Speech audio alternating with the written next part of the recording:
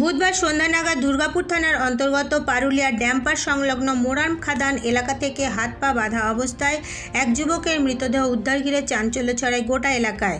স্থানীয় লোকেদের থেকে খবর পেয়ে ঘটনাস্থলে পৌঁছায় দুর্গাপুর থানার বিশাল পুলিশ বাহিনী।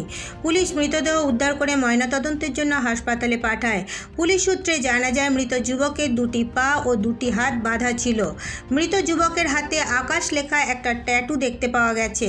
পুলিশের প্রাথমিক অনুমান, বাইরে কোথাও খুন করে এখানে নিয়ে এসে ফেলা হয়েছে। এই ঘটনার কথা প্রকাশ্যে আসতেই শোরগোল পড়ে যায় আশেপাশে বসবাসকারী লোকেদের মধ্যে। পরে এই ঘটনার কথা গিয়ে পৌঁছায় ড্যাম্পারের বাসিন্দা মৃত যুবকের পরিবারের কাছে।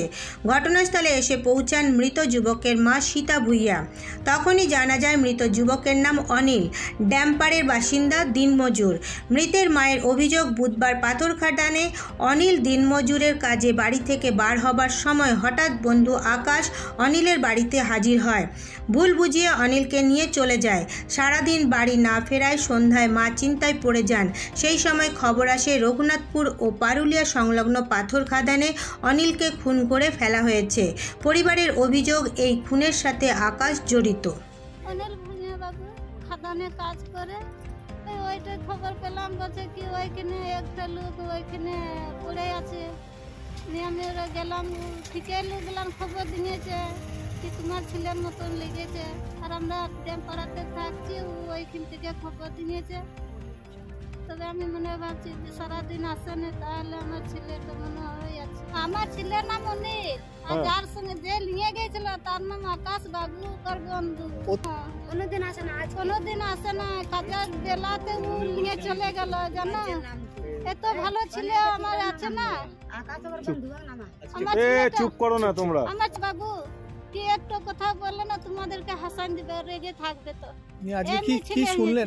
এখন কি শুনলেন? ওই শুনলাম, ওই খবর দিলে বলছে কি তোমার ছেলের মনে হয় ওইখানে মেরে ফেলা নিয়েছে না, বেঁধে ফেলা নিয়েছে। আমরা খাবার রান্না করেছিলাম, হাত পা বাঁধা ছিল। হ্যাঁ, নিয়ে বললাম কি তাহলে খাবার দিনও খেয়ে যায় না ছেলেটা। কখন বেরিয়েছিল বাড়ি থেকে? ওই 7টা বাবু, কাজে যায় খাদানে। হ্যাঁ, তো সকালে 7টা কাজে যা। আজকে ওদের সঙ্গে গেল। কি নাম? আকাশ। আকাশ যখন কাজে যাবার সময় ছিল না বাবু, তখন ওর বন্ধু। হ্যাঁ, ও নিয়ে চলে গেল ভুল হয়, আর কাজে যেতে দিলেন না। সন্দেহ কি কাকে করছেন? আকাশকে? হ্যাঁ, আকাশকে সন্দেহ করছে। কেন ও নিয়ে চলে গেল বাবু। আগে ঝগড়া হয়েছিল, ওই আমার ছেলের বিয়ে লাগাছিলাম তো শুনেছে, বলছে কি তুই বিয়ে করবি? তো এই বাবা আমার ছেলেটা বলছে আমার মা বটে, আমি মা বুড়ি নিয়ে গেল, আমি একটা বউ করবো, আমার মা আমার সুখে রাখবে, তারপর রাখবো। আকাশের সঙ্গে ঝগড়া হয়েছিল? হ্যাঁ, ওই মোবাইলের জন্য ঝগড়া হয়েছিল বাবু। তো আমার বিটার মোবাইলটা ভেঙে দিয়েছিল আকাশ। আমার বিটার মোবাইলটা আগে ভেঙে দিয়েছিল, চুট চাকনা করে দিয়েছে। সেদিন থেকে আমার বিটা মোবাইল রাখে না। তারপর উয়ার দিদি এসেছিল, আর উয়ার জামাই দা হয় নাকি, আমাকে এনে প্রচুর খারাপ বাখান করে গাল দিয়ে গেল। কে দিয়েছিল? উয়ার দিদি, আকাশের দিদি। তারপরে আজকে এই ঘটনা না। হ্যাঁ, তারপরে এই ঘটনাটা হলো। আর বাবু একদিন আগে গেছিল না, একদিনে আমি 2-3 বার লোককে পাঠালাম একটা গালপতি খেয়ে। তখন সেদিন ভালো ছিল। হ্যাঁ, না বাবু, ওইখানে খুঁজতে গেলাম না, তো ওইখানে দেখলাম গাদা ছিল। এছাড়াও এই ঘটনা নিয়ে আদিবাসী গাওতা সংগঠনের এক সদস্য জানান, শুনলাম মার্ডার কেস হয়েছে। কি দেখলেন আপনারা? কি দেখলেন? আমরা দেখলাম জাস্ট আমরা এসেছিলাম, এই গ্রুপে দেখে এসেছিলাম। আমরা পশ্চিম বর্ধমান আদিবাসী গাওতার এটা জড়িত আছি। এই গ্রুপটা দেখে আমরা এসেছিলাম এখানে। কি মানে যে ছেলেটি মারা গেছে সে কি আদিবাসী? না, সে আদিবাসী নেই, সে ভূঁইয়া। ভূঁইয়াদের কোথায় থাকে? ও থাকে তোমার ড্যামপাড়ায়। কি ড্যামপাড়া। কি নাম? কি করে বডিটা এলো? এইখানে বডিটা সে বলতে পারছে না কি করে এলো না এলো। ও শুনলাম ওর মায়ের মুখ থেকে যে ওরা কাজ করতে বেরিয়েছিল। কি কাজ করে? এমনি খাদানে কাজ করে, দিনমজুরি কাজ করে।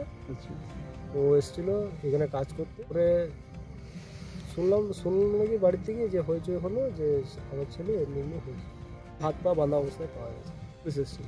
পুলিশি দেহটা নিয়ে গেছে? হ্যাঁ, পুলিশের দেহটা নিয়ে গেছে। চাইছি যেন তারা শাস্তি করে। আগে কিছু হয়নি, এই প্রথমবার এমনি হয়েছে। এই ঘন জঙ্গলটা কিছু বোঝা যাচ্ছে? কারণটা তো বোঝা যাচ্ছে, এমনি মনে হয় যে কেউ দড়ি বেঁধে নিয়ে এসছে ওকে। মানে শেষ পাওয়া খবরে জানা গেছে ঘটনার পর থেকে আকাশ পাণ্ডবেশ্বরে বহুলা এলাকায় দিদির বাড়িতে গা ঢাকা দেয়। বুধবার রাতে সেখান থেকে আকাশকে গ্রেপ্তার করে পুলিশ। আজ তাকে দুর্গাপুর মহকুমা আদালতে পেশ করেছে পুলিশ। ধৃতকে হেফাজতে নিয়ে খুনের ঘটনার আসল কারণ জানার চেষ্টা করছে পুলিশ প্রশাসন। বলছি আকাশ মারলে কেন? তুমি মারলে কেন? বন্ধুকে মারলে কেন? বন্ধুকে মারলে কেন?